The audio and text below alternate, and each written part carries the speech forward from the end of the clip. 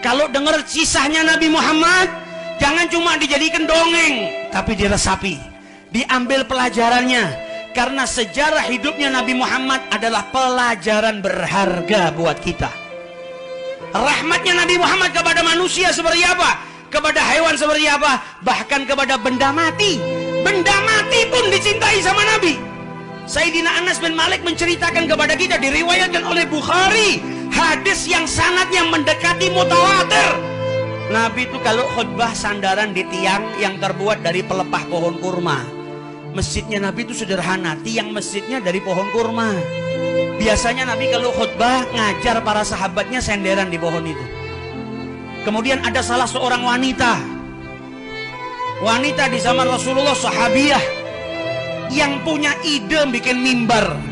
Jadi kalau kita mau sejarah Islam, mimbar itu yang ada di masjid-masjid, mimbar yang ada di jame'-jame'. Sejarahnya mimbar, yang punya ide buat mimbar dalam Islam adalah karya seorang wanita. Wanita di dalam Islam ini orang-orang hebat. Nawarkan kepada Nabi Muhammad, ya Rasulullah, saya berikan mimbar kepada dirimu. Kata Rasulullah, tafadhali, silahkan. Ketika mimbar itu jadi, mimbar diletakkan di depannya pohon tadi. Biasanya Nabi kalau khutbah itu di mihrab sebelah kiri. Makanya mimbar saat ini di masjid juga di sebelah kiri. Itu biasanya sandaran, ini di depannya, mimbarnya diletakkan. Nabi Muhammad pisah sama pelepah pohon kurma itu cuma beberapa meter, nggak jauh. Tapi kata Sayyidina Anas bin Malik, pohon ini biasanya disandarin sama Nabi. Tiba-tiba hari itu cuma dilewatin sama Nabi. Ketika Nabi masuk ke masjid ngelewatin batang pohon tadi, tiba-tiba batang pohon tadi nangis. Kami satu masjid dengar suara tangisan, tapi nggak tahu siapa yang nangis. Suara tangisan dalam hati, aning. Ketika Nabi naik ke atas mimbar, suaranya tambah besar. Nabi khutbah Jumat, Assalamualaikum warahmatullahi wabarakatuh, suaranya tambah besar. Sampai suaranya Nabi kalah dengan suara tangisan. Kami ini bingung, ini tangisan dari mana asalnya. Kemudian Nabi berhenti dari khutbahnya. Itu pohon didatengin sama Nabi, dipeluk. Tangan Nabi ngusap-ngusap ke batang pohon tadi. Sehingga para sahabat tahu ternyata yang nangis dari tadi pohon. Dan itu bagian dari mukjizatnya Nabi Muhammad. Dan Allah perdengarkan suara pohon itu kepada para sahabat Nabi di masjidnya Nabi, untuk membuktikan firman-Nya Allah dalam Al-Quran.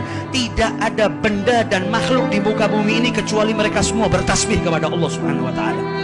Tapi kita nggak dengar saat itu diperdengarkan oleh Allah Subhanahu wa Ta'ala kepada para sahabat Nabi.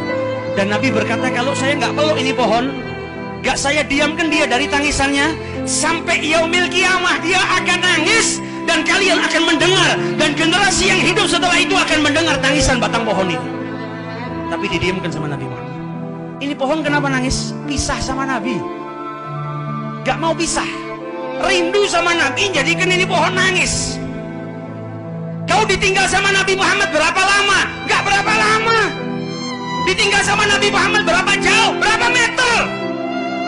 Pohon rindu sama Nabi sampai nangis. Kita umatnya Nabi mungkin gak pernah rindu sama Nabi, apalagi sampai meneteskan air mata karena kerinduan kepada Rasulullah. Itu berharap syafaatnya Nabi Muhammad. Nabi Muhammad ketika ada pohon yang rindu neteskan air mata, turun dipeluk sama Nabi, ya Rasulullah, itu pohon. Hari ini umatnya Nabi Muhammad ngelihat saudaranya tersiksa, tersakiti, terzalimi, tidak pernah nangis untuk saudaranya, tidak pernah peduli sampai mendatangi saudaranya, dipeluk, dibantu. Nabi Muhammad, pohon nangis dipeluk sama Nabi Muhammad. Sejarah Nabi jangan cuma dibaca, direnungi. Ini loh Nabi kita, pohon nangis turun, didatengin sama Nabi. Saudara kita nangis di rumahnya nggak bisa makan, saudara kita terzalimi, nangis. Apakah kita datengin rumah mereka, kita peluk mereka, kita bantu mereka? Ini pohon ketika nangis didatangi sama Nabi, bukan hanya dipeluk. Nabi bilang, kalau kau mau, aku akan kembalikan dirimu ke tempat asalmu. Ini akar pohon saya tancapkan, kau berbuah lagi. Atau kalau kau mau, akan kau ajak dirimu ke dalam surganya Allah Subhanahu wa Ta'ala. Pohon ini minta untuk diajak ke surga. Saya minta yang duduk di sini berpikir dengan akal sehat. Ada batang pohon kurma rindu sama Nabi, nangis. ketika nangis didatangi sama Nabi Muhammad. Ketika didatangi sama Nabi Muhammad diajak ke surga. Kalau pohon rindu nangis diajak ke surga, kita umatnya Nabi Muhammad yang rindu, yang nangis, masa nggak diajak ke surga sama Nabi Muhammad? Kita yang duduk di majelis-majelis seperti ini, kalau sampai bisa merindukan Nabi Muhammad, meneteskan air mata untuk Nabi Muhammad, insya Allah yaumil qiyamah tangan kita akan digandeng sama Nabi Muhammad.